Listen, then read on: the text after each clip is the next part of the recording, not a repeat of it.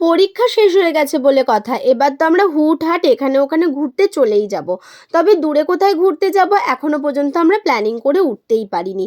আমি যাব ধানবাদে, সেটা তো আমার মেজদির বাড়ি। এবার মেজদির বাড়ি ছাড়া আর কোথায় ঘুরতে যাব সেটা এখনো পর্যন্ত ঠিক করে উঠতে পারিনি। তো সেদিনকে আমরা বেরিয়েছিলাম এক জায়গায় যাব বলে, তো বাস স্ট্যান্ডে দাঁড়িয়ে রয়েছি বাস ধরবো বলে। আর ওখানেই দেখছি বাচ্চাগুলো নাচতে শুরু করে দিয়েছে। তো সেই জন্য ওদের একটু ভিডিও তুলে নিলাম। এবার যেখানে যাব বলে বেরিয়েছি সেখানে তো পৌঁছে গেছি, আর এসেই কিন্তু আমরা পুজোর ডালাটা কিনে নিচ্ছি।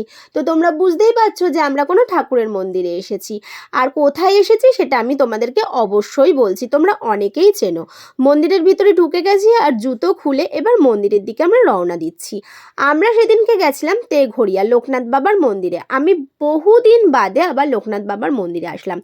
এসে তো আমি অবাক, মানে মন্দিরটাকে অনেকটাই ছোট করে দেওয়া হয়েছে। মন্দিরে তো অনেকটা বড় জায়গা ছিল, অনেকটাই ওরা বন্ধ করে দিয়ে একটা বিয়েবাড়ি তৈরি করেছে। তো যেখানে বিয়েবাড়ি অলরেডি তখন হচ্ছিল, আমরা যেদিনকে গেছি সেদিনকেও সেখানে বিয়েবাড়ি ছিল।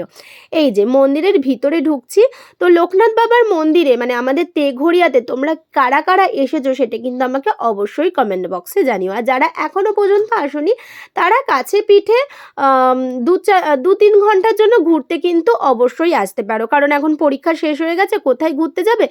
লোকনাথ বাবার মন্দিরে তোমরা আসতেই পারো। মন্দিরটা কিন্তু ছোট্টর মধ্যে খুবই সুন্দর। আর যখন আমরা গেছিলাম তখন আরতি চলছিল, আর ভীষণ ভালো লাগছিল। এখানে অনেকক্ষণ আমরা বসেছিলাম, ভীষণ ভালো লাগছিল, মনটা একদম শান্তিই লাগছিল। আর বাচ্চাগুলো একদম সামনে বসেছে, তাই ওদের খুব ভালো লেগেছে। আর ওরা তো উঠবেই না, যখন আরতি শেষ হয়ে গেছে আমরা বলছি চল এবার বাড়ি, ওরা কিছুতেই উঠবে না। ওরা ফুল নেবে, ওরা ঠাকুরকে প্রণাম করছে, ওদেরও ভীষণ ভালো লেগেছে। তো আমি তোমাদেরকে বলবো তোমরাও যাও, তোমাদেরও ভীষণ ভালো লাগবে। আর অন্য অন্য জায়গায় দেখি কি আরতি হয়, খুব স্পিডে আরতি হয়।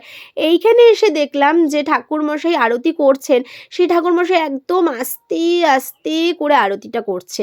ভীষণ ভালো লাগছিল আরতিটা দেখতে।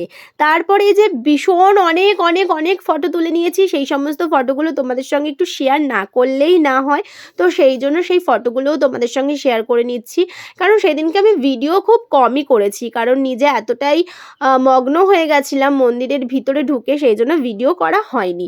তো সেই জন্য ফটোগুলোই তোমাদের সঙ্গে শেয়ার করলাম। তো সেদিনকের দিনটা আমাদের ভীষণ ভালো কেটেছে। তোমরাও ভীষণ ভালো থেকো, দেখা হচ্ছে নতুন একটা ভিডিওতে। ততক্ষণের জন্য টাটা।